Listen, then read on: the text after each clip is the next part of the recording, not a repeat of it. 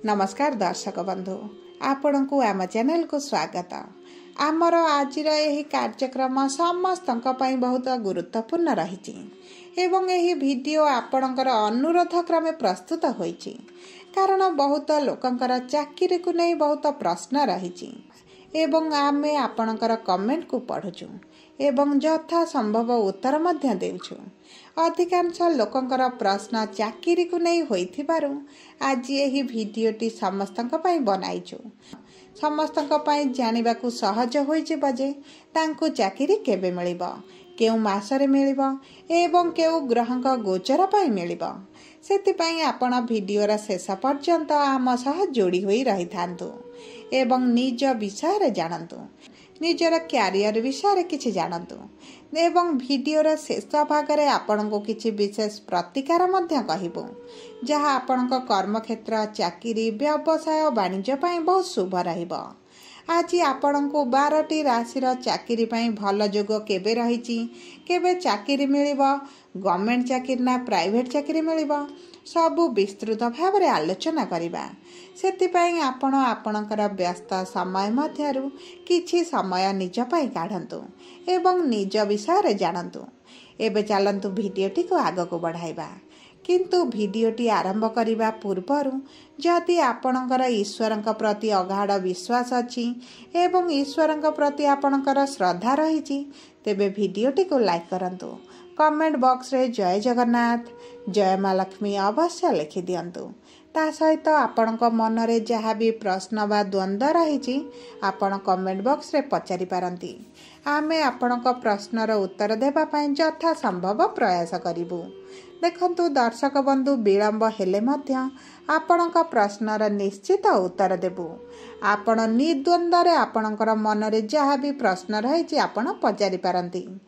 ता सहित दर्शक बंधु, आमर यही कार्यक्रम आपणकर जन्म राशि बा चंद्र राशि उपरे आधारित होईछि। जदि आपण आपणकर जन्म राशि जानि नाहंती तेबे कमेंट बॉक्स रे निजर जन्म समय, जन्म तारीख एवं जन्म स्थान लिखि जणातु।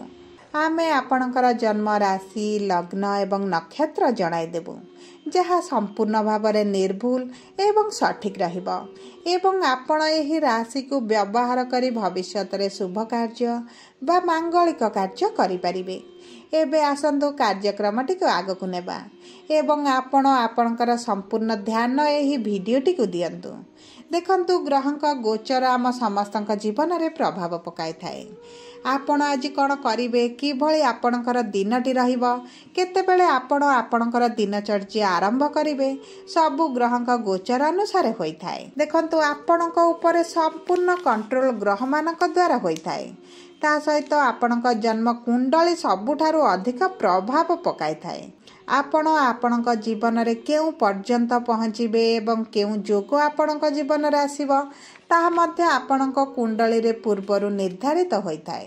तेणु करी आपणक जीवन रे आपणक जन्म कुंडली रे बहुत अधिक महत्व रहिछि। एबे आसंतु जानिबा मेष राशि चाकरी जोग केबे रहिछि, केमिति अछि एवं केउ ग्रह पई रहिछि।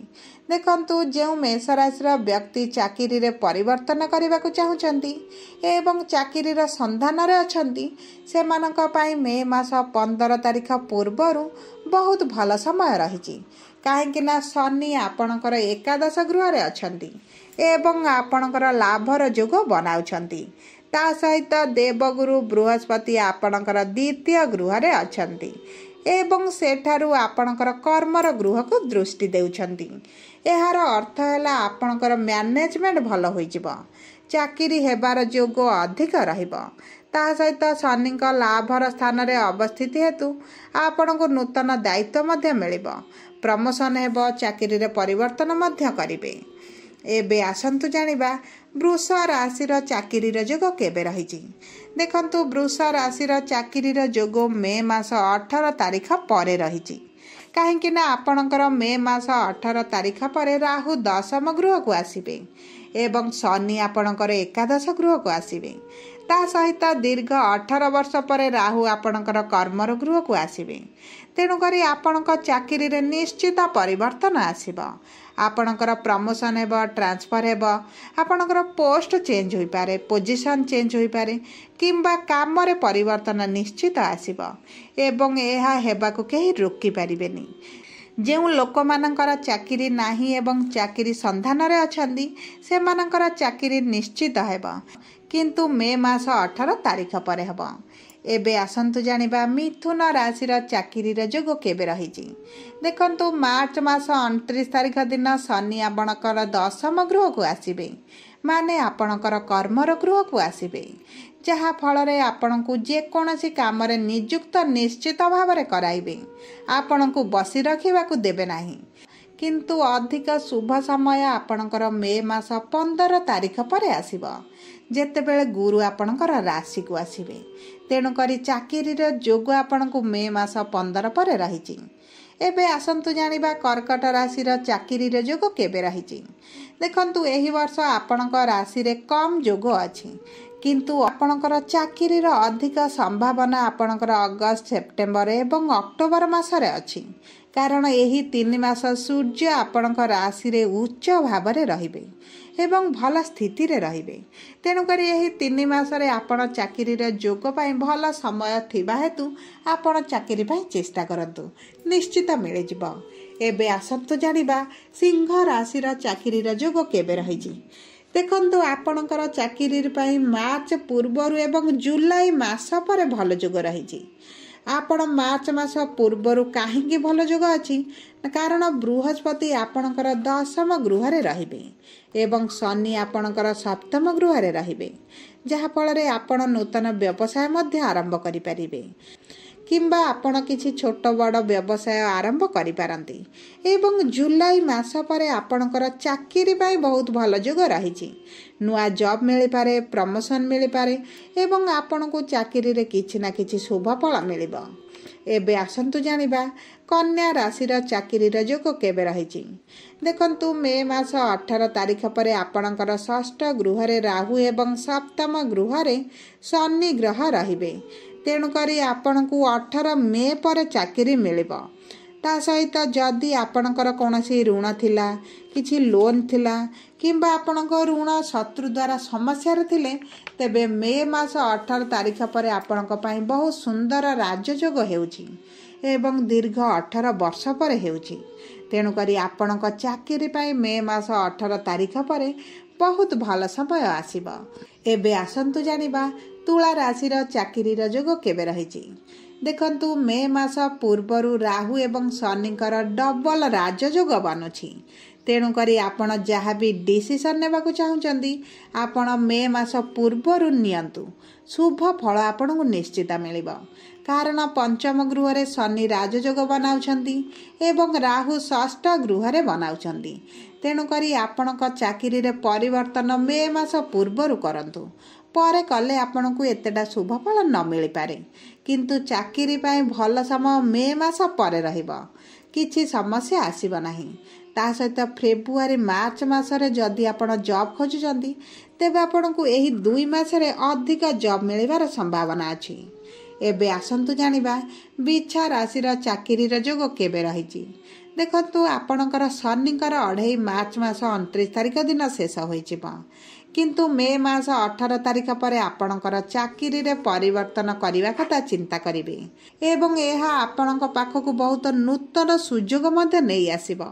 तेणुकरी आपण मे मास 18 तारीख पर चाकरी खोजिबा, चाकरी रे कोनोसी परिवर्तन करिवा कथा चिंता करंतु, आपणक माई भल रहिबो। एबे आसंतु जानिबा धनु राशि रे चाकरी जोग केबे रहिछि। देखंतु मार्च मास 29 तारीख रु आपणकर शनिकर 2 आरंभ हेबो। तेणुकरी आपणकर दायित्व बढ़िबो, रेस्पॉन्सिबिलिटी बढ़िजिबो। सेति पई जेउ माने खाली अछंती किंबा चाकरी रो संधान रे अछंती सेमानकु मार्च मास 29 तारीख पर चाकरी मिलिबो। जेउ माने ट्रांसफर करिबा पई चाहुतिले सेमानकर ट्रांसफर मध्य होइजिबो। सब परे किंतु आपणकर दायित्वटी बढ़िजिबो। आपणक चाकरी पई मार्च मास 29 तारीख ठारू भल समय आसीबो। एबे आसंतु जानिबा मकर राशि रे चाकरी जोग केबे रहिछि। देखंतु मार्च मास 29 तारिख दिन आपणकर शनिकर 7.5 शेष हेब। तेणुकर मार्च मास पर आपण क्यारियर पर बहुत भल समय आसब। जहाँ करने को चाहूले ताहा मध्य करेंगे। जॉब हेउ बिजनेस हेउ जहाँ आपणकर इच्छा थिला ताहा आपण करेंगे। आपणक ऊपर शनिकर 7.5 शेष हो। तेणुकर मार्च मास 29 तारिख पर मकर राशि व्यक्ति बहुत भल समय रही। एबे आसंतु जानिबा कुंभ राशि चाकिरीर जोग केबे रही। देखंतु आपणकर मार्च मास 29 तारिख ठारू शनिकर 7.5 तृतीय चरण आरंभ हेब। किंतु चाकिरी पाई मे मास पूर्वर भल समय रही। मे मास परे मध्य भल समय अछि, किंतु अधिक भल आपण मे मास पूर्वर पाइबे। कारण गुरु आपणकर चतुर्थ गृह बसी सीधा सड़क आपणकर 10म गृह को दृष्टि देबे। तेणुकरी चाकिरी पाई कि मे मास पूर्वर भल समय एवं व्यवसाय वाणिज्य पाई मे मास परे भल समय रहिबा। कारण भाग्यर गृह को गुरु पंचम घरे बसी दृष्टि देबे। तेणुकरी आपण मे मास परे व्यवसाय वाणिज्य कथा चिंता करंतु।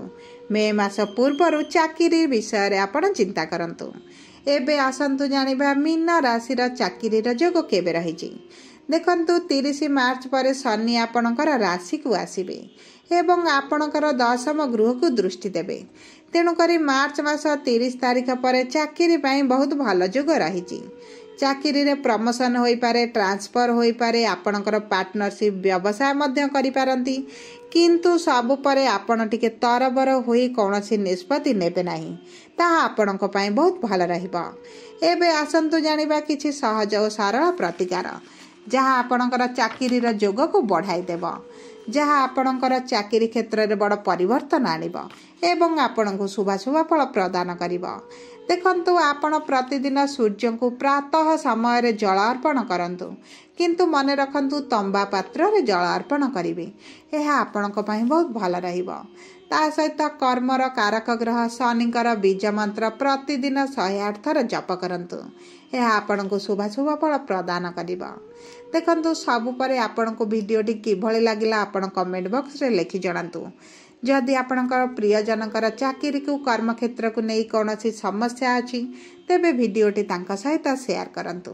जदि प्रथम थर आम चैनल को आसी चंदी चैनल टी को सब्सक्राइब करंतु। पाखरे थिबा बेल आइकन को प्रेस करंतु। धन्यवाद।